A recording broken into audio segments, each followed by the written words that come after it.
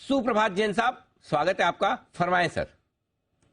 Yes, very good morning Anil ji. आज जो stock मैं लाया हूं वो है बहुत ही energetic stock, high energy batteries India limited. एक कॉशन दे दूं कि बहुत ज्यादा लिक्विडिटी स्टॉक में नहीं है, तो जैसे ही नाम लूंगा तो वो चलता भी है, बट कंपनी गजब की है। कई बार लिक्विडिटी की वजह से कई स्टॉक्स को हम नहीं दे पाते हैं, बट उसकी वजह से कई लोग अच्छे जेम स्टॉक से वंचित रह जाते हैं। इसलिए ये स्टॉक को मैं पहले आपको कॉशन कर रहा हूं कि लिक्विडिटी बहुत कम है, 10 12 15 हजार शेयर्स का काम होता है। स्प्लिट भी हुआ है recently. High energy batteries India limited, जिसका आप टारगेट अभी 410 और 430 का लगाएं। और अब मैं इस कंपनी के बारे में बोलना चाहता हूं। और ऊपर ये कंपनी ने 577 के लेवल्स दिखाए हैं। बहुत ही बेहतरीन कंपनी है, एक अच्छा डिफेंस प्ले है। मतलब सबसे बढ़िया बात है डिफेंस में, आप देखिए एयरक्राफ्ट में बैटरीज जो लगती है, टॉर्पीडोज में जो बैटरीज लगती है, मिसाइल्स में जो लगती है, लीड एसिड बैटरीज, ये सब बनाती है ये पृथ्वी और अग्नि जो हमारे मिसाइल्स गए हैं उनमें इनकी बैटरीज लगी है।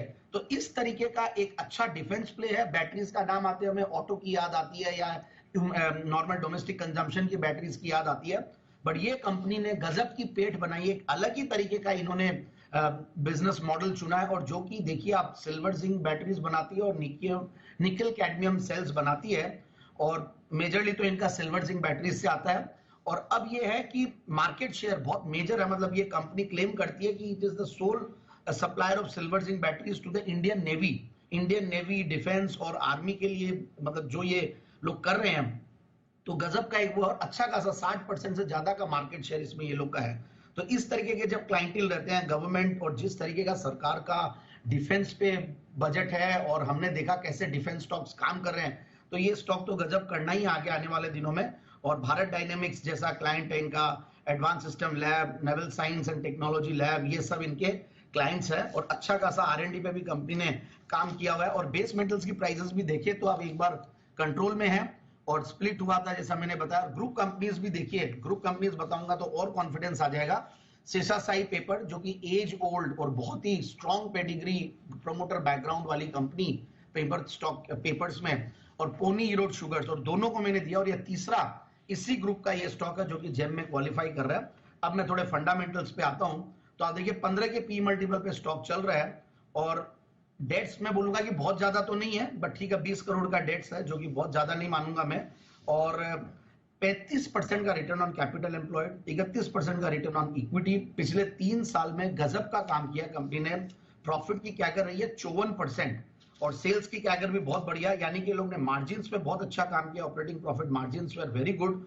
इनफैक्ट 31% का ऑपरेटिंग प्रॉफिट मार्जिन्स रहते हैं इनका, 31-32, और लास्ट क्वार्टर में तो दिसंबर क्वार्टर में तो 40% का भी मार्जिन पे काम किया है। तो क्योंकि जिस तरीके का इनका वो स्ट्रॉन्ग वो है, होल्ड है, तो उसमें मार्जिन इनको मिलते हैं। और मार्च 2022 में 4.5 करोड़ के लगभग 4.75 करोड़ का प्रॉफिट था। उसके सामने 6.97 करोड़ मार्च 2023 में, यानी कि 7 करोड़। टीटीएम बेसिस पे 20 करोड़ के हाईएस्ट एवर प्रॉफिट्स पे बैठी है कंपनी। और मैं और भी देख रहा था प्रमोटर्स की शेयर होल्डिंग के अलावा FIIs और DIIs बहुत ज्यादा अगर होल्ड नहीं भी करते तो पब्लिक शेयर होल्डिंग में, इनफैक्ट LIC का होल्डिंग है इसमें 6.25% के लगभग, और पब्लिक की शेयर होल्डिंग में कुछ रिनाउंड नेम्स भी शामिल है। तो मुझे लगता है कि स्टॉक को इन लेवल पे लेते हैं तो आराम से 430 का टारगेट। अब आज मैं बोलते बोलते मुझे ध्यान था कि ऐसा होगा, तो इसलिए मैं क्वेश्चन पहले ही कर रहा हूं। आप अब इसको ठंडा होने दीजिए, नीचे आने दीजिए।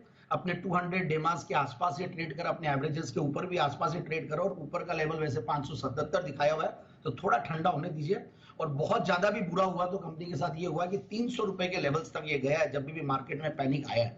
तो थोड़ा सा ये सारे रिस्क रिवॉर्ड फैक्टर्स को देखते हुए अपनी एंट्री और एग्जिट्स को प्लान करें। ओके जैन साहब, ये तो पहले टारगेट आ गया, 409 हो गया, 410 का आपका पहले टारगेट था। बताओ अब क्या करें। यस सर, इनफैक्ट मैं जब स्टार्ट किया था अनिल जी तो ये स्टॉक मतलब माइनस में था आधा परसेंट। मैंने जैसे ही मैं बोलने लगता हूं तो मैं एक बार जरूर से देखता हूं कि मार्केट में क्या हो रहा है, तो ये आधा परसेंट नेगेटिव था। और कल जब शाम को मैंने स्टॉक चुना था तो कल 353 के लगभग एक क्लोजिंग हुई थी, और 350 से शुरू हुई आज इसकी जर्नी। तो it will be so fast, I never thought so, but anyways क्योंकि कई बार अनहर्ड नेम्स आते हैं और पहली बार जेम स्टॉक होता है। कई बार हम रिपीटेटिव जब जेम स्टॉक देते हैं तो वो कम चलते हैं, बट पहली बार कोई जेम स्टॉक को देते हैं तो लोगों को इंतजार रहता है नए नाम का, इसीलिए शायद ज्यादा फास्ट चला। तो मुझे लगता है कि ये स्टॉक आराम से देखिए और भी ऊपर जाएगा, क्योंकि मैंने 577 के हाईज बताए हैं। और 480 का 52 वीक हाई लो भी है, तो आराम से जिन्होंने लिया भी है तो मुझे लगता है कि 440 450 के लेवल्स भी आने वाले दिनों में दिखेंगे, जिस तरीके की कंपनी की एक monopolistic situation in a very strong budget वाला सेक्टर डिफेंस। ये है जैन साहब की तरफ से हाई एनर्जी वाला स्टॉक। जैन साहब की एनर्जी तो हमेशा हाई रहती है, हमेशा। और स्टॉक का आज एनर्जी लेवल बहुत ही ऊपर है, 410 के पहले टारगेट के बेहद करीब पहुंचता हुआ आपको नजर आएगा। जैन साहब बहुत बहुत धन्यवाद आपका, ये बेहतरीन